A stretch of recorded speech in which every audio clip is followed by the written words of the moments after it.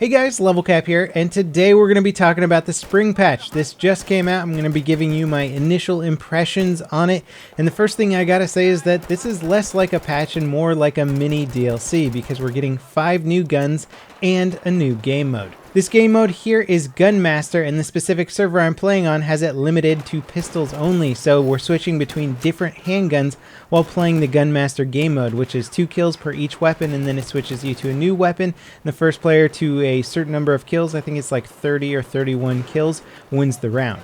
I believe servers can also now customize the weapon progression, so you can create your own custom Gunmaster list, and this will keep the game mode more interesting and probably give it a lot more longevity than the one in Battlefield 3 had. Now, all things considered though, there's a lot of huge changes in this patch. Aside from the new weapons, we're getting massive updates to the netcode, tweaks to weapon balance, weapon damage. The basic damage models have been tweaked. Shotguns have had a major overhaul. This is probably one of the bigger patches that we're going to see with this game. I've probably said that a couple times, but there have been some massive patches to Battlefield 4. It's taken a long time to try and find its feet as a game, to try and figure out what kind of game it wants to be, and also to deal with a lot of bigger issues that the game has had. So it's gone through some pretty big changes, and this is again one of the bigger ones. Let's begin with the basics. Spotting has always been a key part of Battlefield, and it's always been pretty easy to spot your opponent. This kind of made it a bad situation when somebody was trying to say hide in some foliage and somebody was just spamming the Q button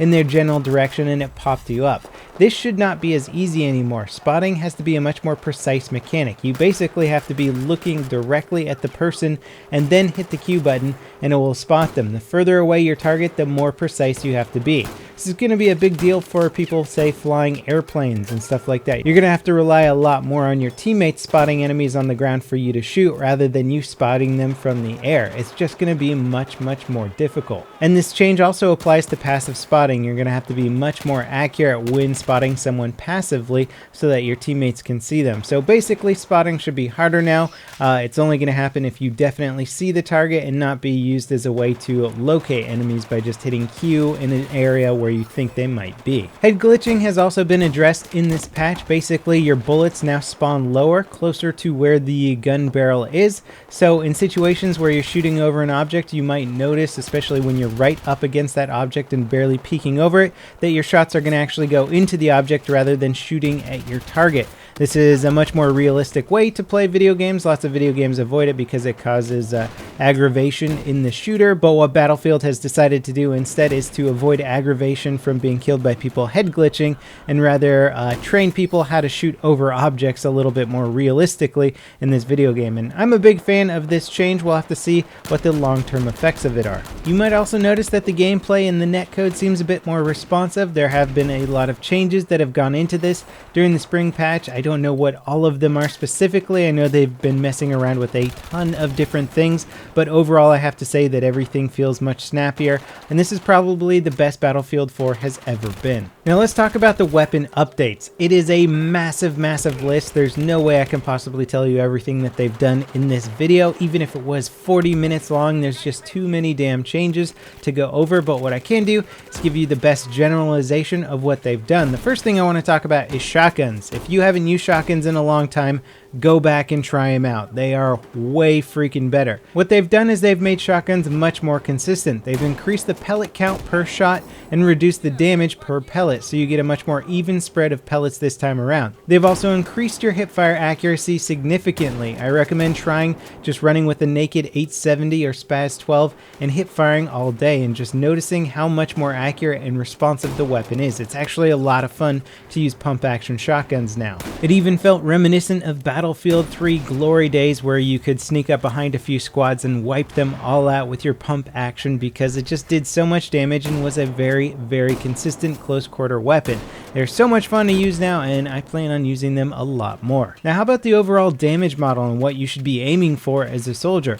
They've put a much bigger emphasis on getting headshots. Headshots used to have a 2.0 multiplier, now they have a 2.13 multiplier, which means that you can now two-shot somebody in the head in close quarters. They've also increased the starting drop-off for most guns in the game. This is assault rifles, carbines, PDWs. A lot of them have had their damage drop-off increased, so that means your two-shot headshot range has been increased pretty extensively for some weapons out to like 20 meters or more. Now PDWs have also seen a lot of love. You're going to see that their damage drop off has increased significantly. Their maximum range drop off on a lot of them has actually come down, so there's basically now a sweet spot with PDWs where you're going to be able to do a massive amount of damage in close to medium range, and beyond that you're going to be doing next to nothing, which is the way I think that PDWs should be operating. And this update would have been a really big benefit for PDWs had most of the other guns in the game not also seen a pretty big increase to their damage drop off. So assault rifles and carbines almost universally have seen a very big improvement. Now when scanning through the massive list of weapon changes that you can find on simthick.com, I noticed one thing that would seem to be